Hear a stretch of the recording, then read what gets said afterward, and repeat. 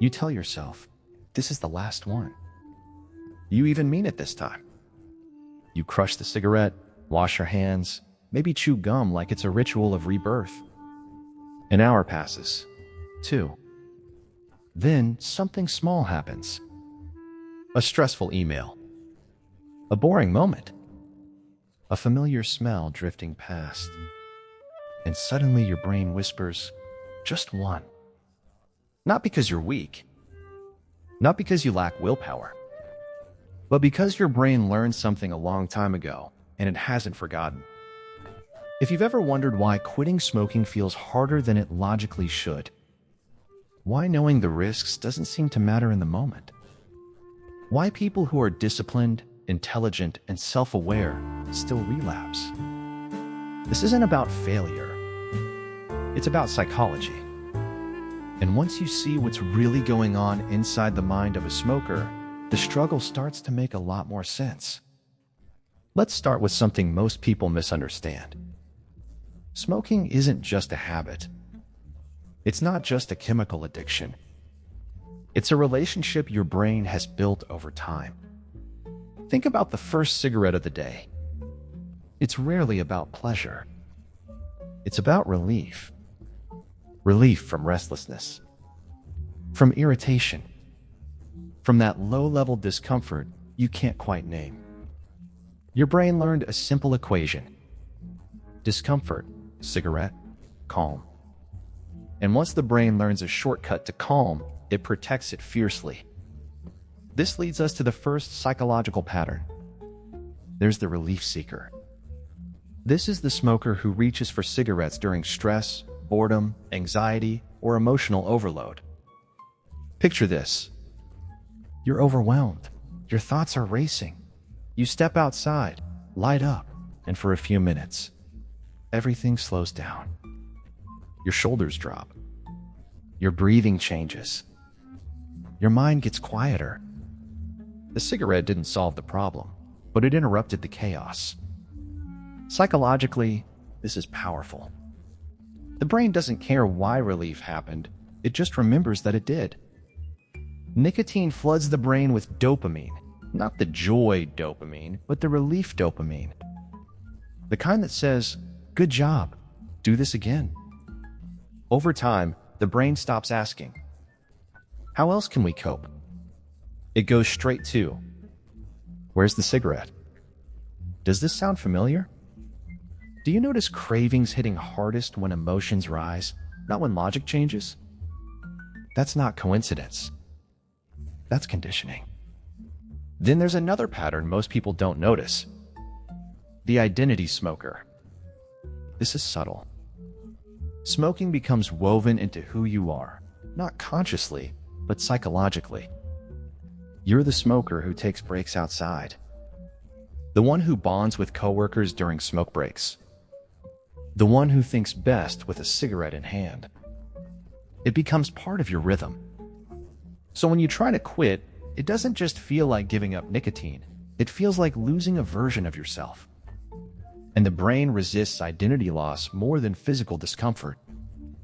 That's why some people say quitting feels like, I don't know what to do with my hands. I don't recognize myself without it. Something feels missing. Because something is missing, a familiar identity anchor. The brain hates uncertainty. Even unhealthy familiarity feels safer than unfamiliar health. So when you quit, your mind doesn't just crave nicotine. It craves you, as you used to be. Pause for a second. Have you ever thought, who am I without smoking? That question alone explains a lot. Another profile hides behind confidence. The control illusion smoker. This person believes, I can quit anytime. I'm not addicted. I choose this. I'm different from real addicts. And in many ways, they're right, until they're not. Psychologically, humans hate seeing themselves as controlled. So the brain creates a narrative of choice to protect self-esteem. But here's the twist. Because quitting threatens that identity of control, the brain resists it. If you quit and struggle, it forces a painful realization. Maybe this wasn't fully my choice.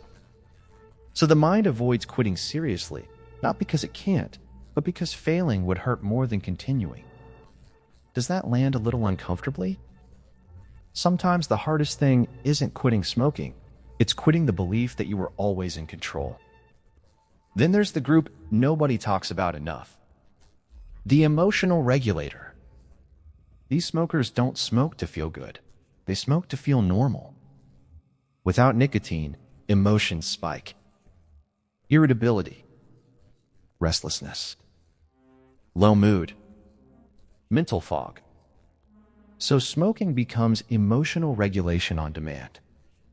The brain learns, cigarettes keep me balanced. The problem? Nicotine creates the imbalance it promises to fix. Withdrawal mimics anxiety and depression symptoms.